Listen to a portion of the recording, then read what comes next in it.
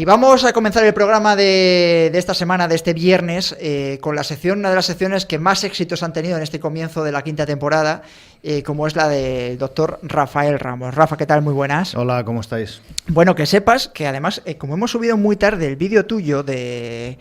pues hace 7 días, yo creo que lo subimos, la gente empezó a preguntar por redes sociales, ya estaba hablando un poco, pues, sobre todo tema de coronavirus, pero luego han dicho que si se podían dejar otro tipo de preguntas para ti. Digo, ¿no? Si Rafa es traumatólogo, claro. digo, solo falta que preguntéis por la lesión de Piqué, que me imagino que se la habrán preguntado a Rafa ya unas cuantas veces, porque además controla bastante del tema.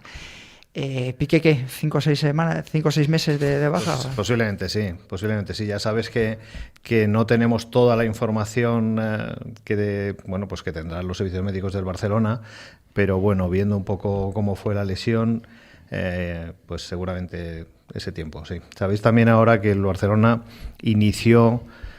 tuvo hace un par de años varias lesiones de ligamento cruzado anterior, iniciaron un programa de recuperación más rápido, más o menos establecido en 4 meses en vez de en los 6 meses que tenemos todos, más o menos. ¿Por qué? ¿Y en qué se basaba? Bueno, fundamentalmente en la fase de readaptación. Ya sabéis que es muy importante no solo la cirugía, pero la cirugía al final, a la gente que lo hacemos, es una cirugía más o menos estándar, utilizamos la misma técnica de hace mucho tiempo, estamos mejorando la técnica sobre todo en chicos más jóvenes y en mujeres, donde la anatomía y el funcionamiento del ligamento cruzado trabaja de otra forma, pero lo que es el tratamiento habitual de un deportista pues es el mismo. Lo que sí se ha modificado es el tiempo en la readaptación, los tiempos en la readaptación, incluyendo fases de trabajo sobre arena, etcétera, que mejoran los tiempos. Vamos a ver, que seguro que muchos estáis escuchando. Bueno, a mí que me interesa lo de Piqué si estamos en un programa de running y de trail running. Vamos, es muy importante porque las lesiones de ligamento cruzado o ligamento, en este caso lateral, también afectan muchas veces a corredores de montaña, a cualquier tipo de deportista. Entonces, que el fútbol, que normalmente suele ser pionero a la hora de readaptar, en este caso, o de intentar acortar plazos, porque estamos hablando de un deporte profesional, con los años me imagino que eso se trasladará a otros deportes, o se intentará trasladar, ¿no? No, pero sí que lo trasladamos, ¿eh? Ya sabes que yo trato deportistas de todo tipo y en este caso pues le pongo bastante cariño, como sabes, porque me gusta mucho vuestro deporte. Sí. Y yo creo que los plazos en este momento en vosotros, bueno, pues posiblemente pueden estar por ahí, ¿eh? Pueden estar en algunos casos cerca de los 4 meses, con algunas cosas nuevas que están apareciendo, como te digo, fundamentalmente en esa última fase, a partir del 3er mes de readaptación. Bueno, dejamos un poco lo de Piqué, porque bueno, ha sido uno de los temas que me imagino que Rafa seguro que estaba súper enterado de, como todos, y él más casi por defecto profesional. Estamos en un momento en el que hablamos de vacunas. Yo te voy a preguntar, porque le estoy preguntando, estamos dando también a nivel nacional, llevamos prácticamente 48 horas en las que solo hablamos de vacunas. Alemania comienza a vacunar contra el coronavirus en diciembre. España dice que va a pedir el doble de vacunas para que cada español tenga casi 2 veces para vacunarse. Estamos hablando de cómo lo están haciendo por comunidades. Ya ha hablado Madrid y el País Vasco, que querían seguir un poquito por libre. La preocupación que yo tengo, y que me imagino que muchos ciudadanos se habla mucho de vacunas, pero casi en un tiempo récord. Normalmente cuando se habla de una vacuna para un tipo de enfermedad, hablamos de un desarrollo de meses, incluso años. Sí, está claro. Lo que pasa es que la trascendencia que ha tenido este virus a nivel social, a nivel mundial, pues posiblemente no la hayan tenido otros virus como repercusión, ¿no? En tan poco espacio de tiempo y con una morbimortalidad tan alta. Entonces, bueno, pues yo creo que las casas farmacéuticas se han puesto a trabajar muchísimo, se ha invertido en muy poco tiempo el dinero que a lo mejor no se había invertido en investigación con anterioridad, y esto, pues el producto va a ser que efectivamente en unos meses vamos a tener las vacunas. Otra cosa distinta es el funcionamiento, ¿no? Cómo van a funcionar finalmente a nivel social, no individual, sino a nivel social, ¿no? Y lo único que como ciudadano no me parece muy correcto es que, bueno, se esté utilizando las vacunas un poco también a nivel, no sé, político. La carrera por la... Sí, hay un titular que creo que es el más buscado ahora mismo en Google, que es la carrera por la vacuna contra el coronavirus. ¿Dónde se celebra? Sí, eso, ¿verdad? Para ir a correrla nosotros también. Javi Sánchez.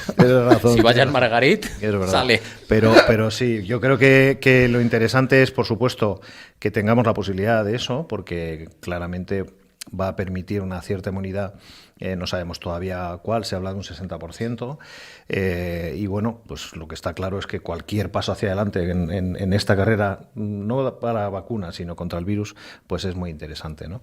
Pero bueno, que todo el mundo trabaje en la misma línea, porque al final todos somos igual de interesados, ¿no? Ni Madrid, ni País Vasco, ni España, ni cada comunidad, ¿no? Sí, lo más Rusia, interesante es que Unidos, todos trabajemos sí. en la misma línea.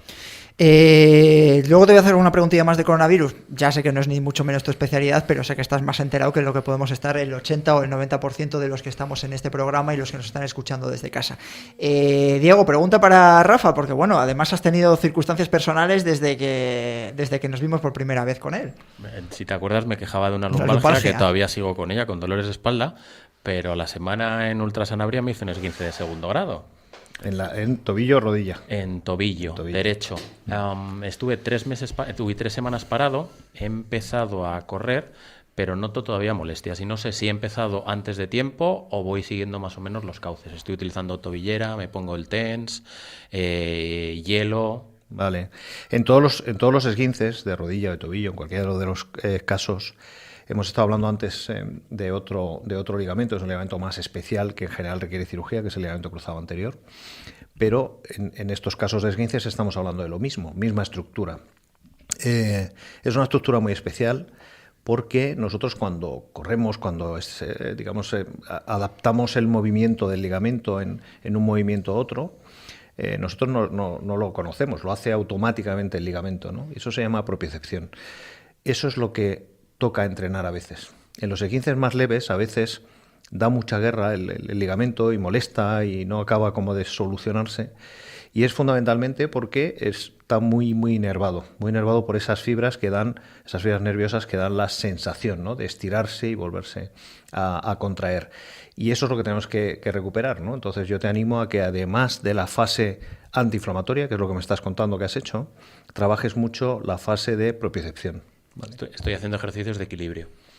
Pues eso es lo más importante. Lo más importante, porque el ligamento necesita aprender, una vez que se ha lesionado, a reaprender un poco cuál era su trabajo, ¿no? Pues se ha despistado un poco con esa distensión de las fibras, no solo del ligamento, sino también las fibras neurológicas. Uh-huh. Dani Sanabria, que sé que tienes pregunta para el doctor Rafael Ramos. Hola Rafa, ¿qué tal? Buenas tardes. Muy buenas, Dani.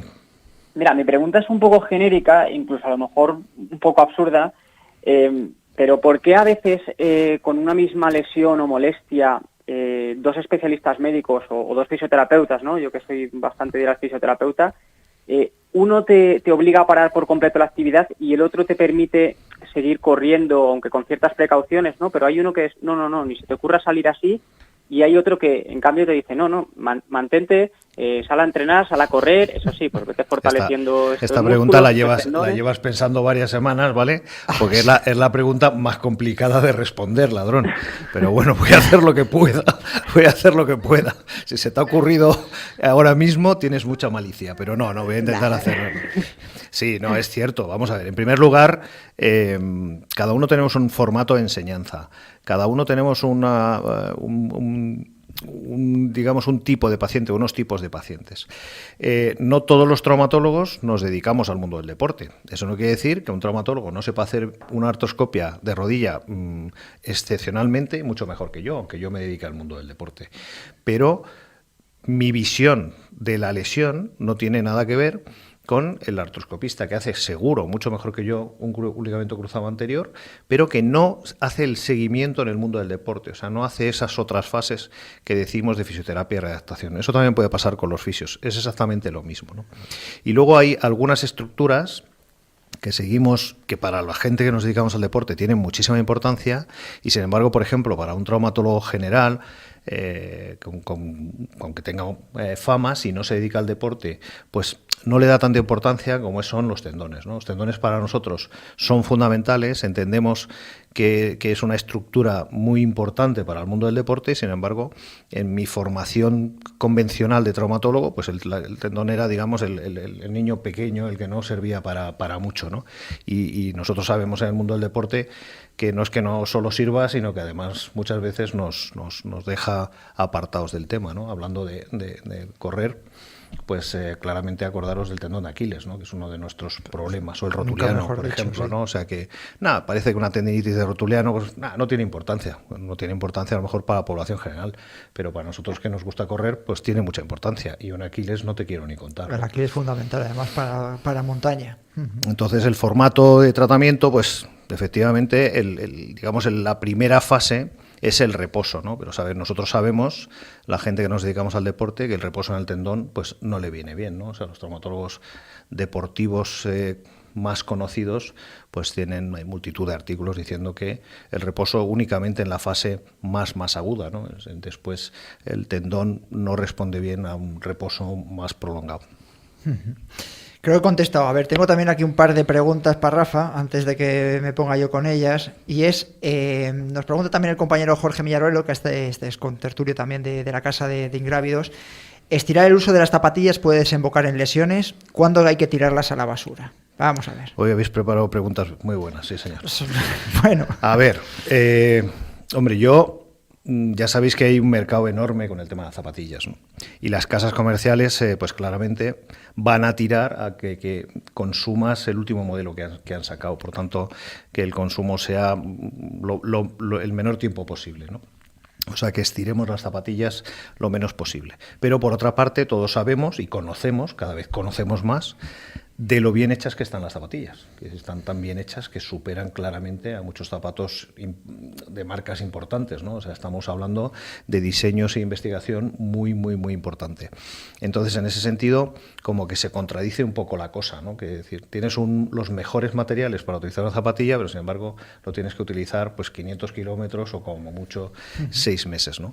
No lo tengo tan claro y, hombre, si fuésemos serios deberíamos hacernos caso de lo que dice la casa comercial, ¿no? Sobre cada zapatilla, ¿no? El tiempo de uso y los kilómetros para lo que está pensado, ¿no? Pero ahí pues influyen muchos factores que no son estrictamente técnicos. No, yo estaba pensando yo creo que no hay ninguna zapatilla en la que haya hecho caso, porque si son 800 kilómetros, los que somos runners habituales, eso lo puedes hacer 5 o 6 meses, bueno, no, más. Hay gente que lo lleva menos, claro, menos. Entonces es la hay gente que lo lleva muy a rajatabla, lo lleva, bueno, ya sabéis que hay aplicaciones donde tú vas apuntando tus estos y lo llevas muy a rajatabla, ¿no? Lo que pasa es que en tema de montaña, de trail running es más complicado, porque además bueno, ahora hay fórmulas y demás para intentar mejorar un poco o recuperar lo que es la suela, pero claro, tú usas una suela Vibram con una serie de tacos. Claro. O yo creo que son más las sensaciones, ¿no? Sobre todo la gente que ya está en ese nivel, ¿no? El nivel de contar los kilómetros y ver un poco el ritmo de cada zapatilla, que en la mayoría de los casos, que eso sí que es muy recomendable, no utilizar siempre el mismo modelo, sino intentar cambiar con 2 modelos al menos, ¿vale? Pero los que ya llegamos ahí, pues tú las sensaciones que tienes con las zapatillas están claras. Quiero decir, yo me pongo una zapatilla ahora que tiene 3 años, que la ves aparentemente nueva y sales a correr con ella y ves que no. Pero hasta llegar a correr riesgo de lesionarte.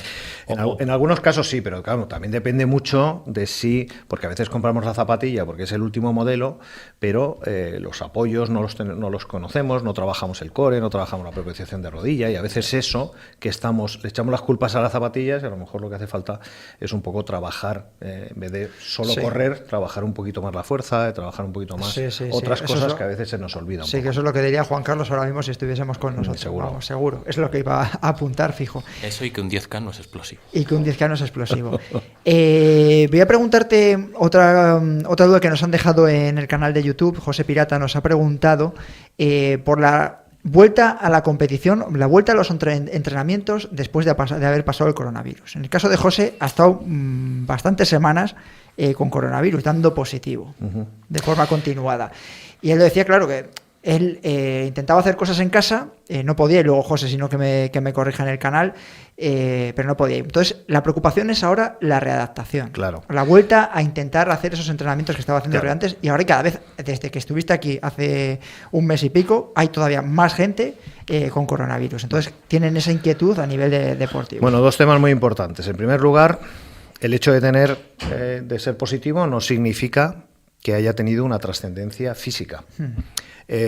Solamente en el caso de que tenga síntomas es donde tenemos que tener un poco más de cuidado.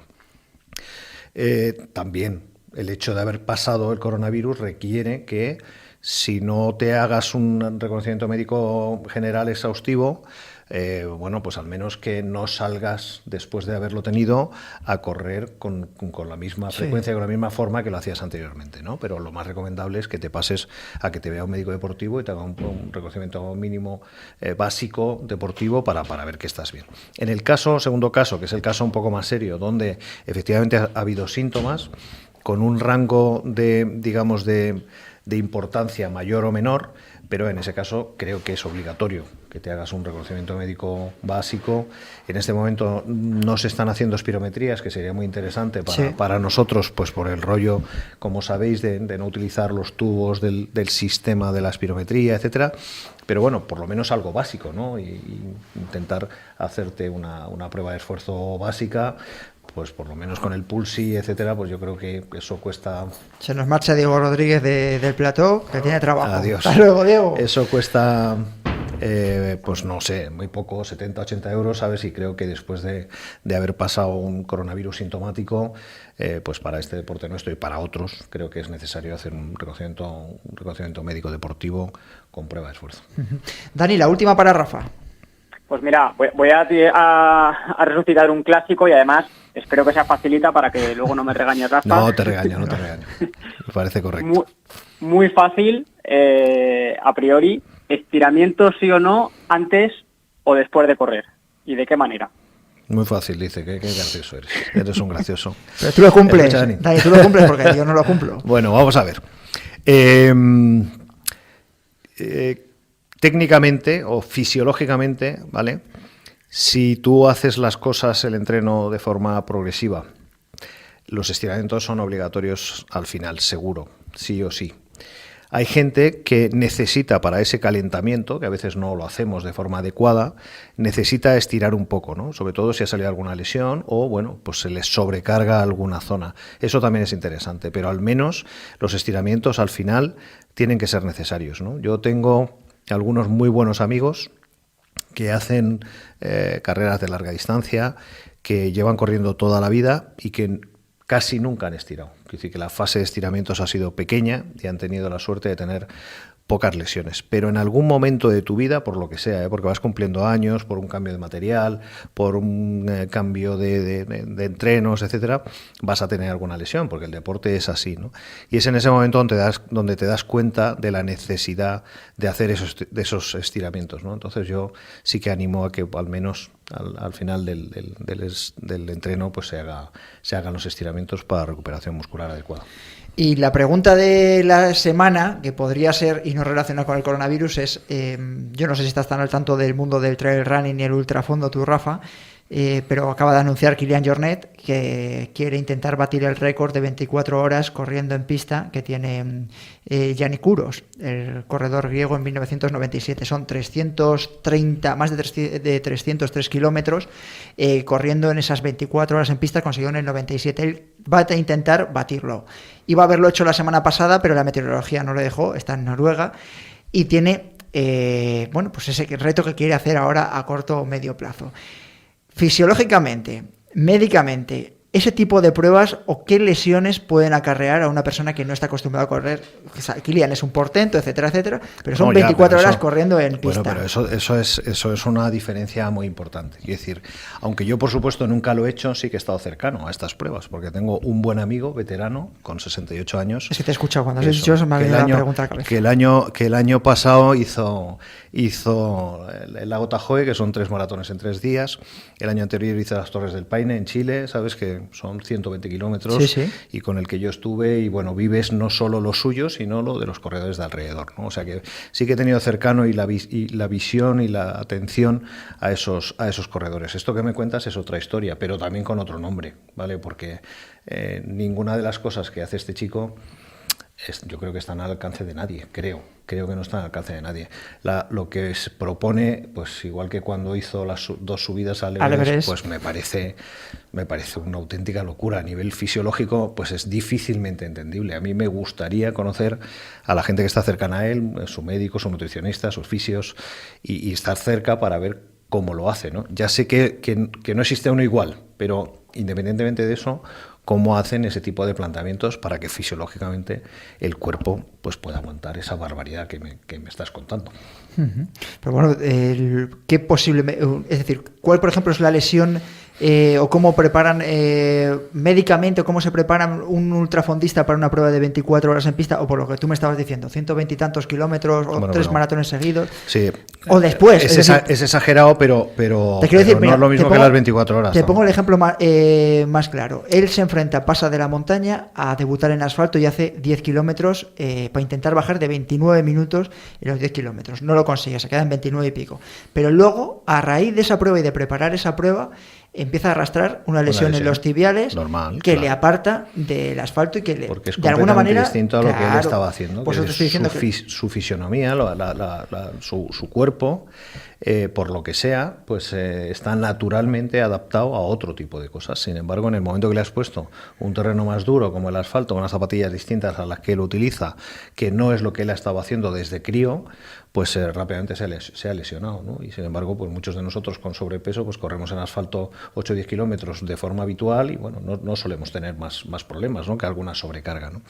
En su caso, yo creo que ha querido hacer algo que a lo mejor, porque 29 minutos hay que correr también. Quiere decir, él tiene otro formato, entonces quiere decir que ya es un tiempo estupendo, ¿no? O sea, para cualquier corredor hacer en 29 minutos es un muy buen tiempo, ¿no? Entonces, bueno, yo creo que él ha querido ahí, pues a lo mejor por alguna preparación específica, y ha querido hacer algún intento un poco. No, pero por eso mismo, porque distinto. Según él habla y nos cuenta la entrevista, que lo hemos tenido la entrevista hace 15 días aquí en el Grupo Marca, le hemos escuchado, bueno, pues es una cosa que a él le motivaba, él busca retos que le motiven, pero claro, ese primer cambio le ha acarreado una lesión en los tibiales que ha condicionado bastante lo que venía a continuación, que era precisamente este reto de 24 horas, pero es que a lo mejor 24 horas corriendo en una pista le va a acarrear otro tipo de lesiones porque no está acostumbrado. Eso es lo que te preguntaba. En mi opinión, seguramente, porque hasta ahora no estaba haciendo este tipo de carreras, ¿no? Yo creo que su cuerpo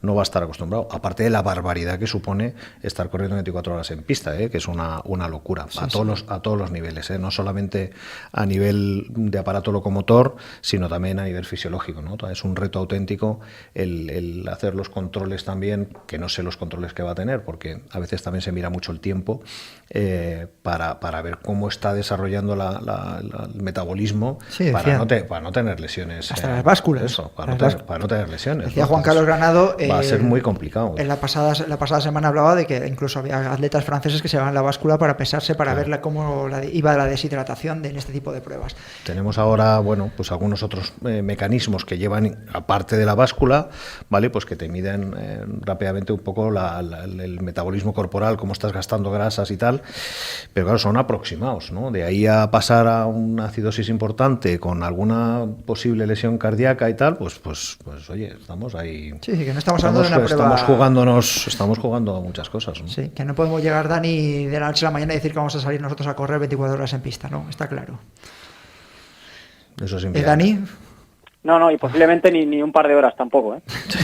yo con una hora en pista yo creo que iba ya bastante bien servido. Bueno, me parece que nuestro próximo invitado va a hablar de esto, además, de un vídeo que se ha viralizado muchísimo y le vamos a tener ahora en Ingravios. Rafa Ramos, muchas gracias por haber estado con nosotros. Muchas gracias a vosotros, encantado como siempre, y bueno, pues nada, seguir así de... Y decirle a los oyentes y a la gente que nos está viendo en YouTube que dejéis las preguntas para Rafa, que claro, sí, encantado, y que sean más sencillas, ¿no? No, hombre, son las preguntas típicas y son a veces difíciles de contestar, ¿no? Pero son las preguntas con las que se encuentran nuestros amigos, que son, y mis pacientes, de forma habitual, ¿no? Porque el porcentaje de deportistas profesionales con respecto a los que no lo somos, pues es muy pequeño, ¿no? Entonces mi consulta, pues eso, viene uno de cada 100, un deportista profesional, y 99. de cada 100 que viene a consulta, pues que le gusta hacer algún tipo de deporte, pues un poquito más intensamente, ¿no? Un poco más de forma interesante, ¿no? Y que también tienen sus problemas igual de importantes. Perfecto, Rafa, muchas gracias.